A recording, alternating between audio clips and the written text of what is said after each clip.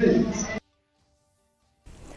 hadu ars palai puprangut ki samla puli hinegasngi kila shapen ko buram hadin gajing pendep ke jongki gajing puli HNIT Shillong ha gajing rakhi pen ko buram ka bashi phau jong kanika school kabala Pynlong ha State Convention Center Shillong u Director General ka North East Center for Technology Application and Reach u Dr Arun Kumar Sharma ulalong ko mukong san ha ganigasngi kilaingut kibla yo ikatak maksiar kanika school ba kikenthup yo Akshat Chowdhury nakabenta ka MTech ka Prerna Bakli nakabenta ka MSc bat u Dishan bat Tacharji nakabenta ka BTech haror ka jingra ka jongki ban le bha ha ka jing puli ka jongki la samru ikatak ma rupa sheki samla puli kibla la ban le bha ha kitanat puli ki ba pher ha kanika sngi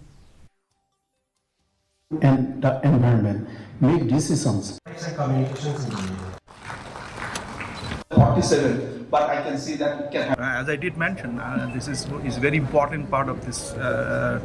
very important time for the country now that we have to work for the country. So the students who basically graduated, they should not be stick with their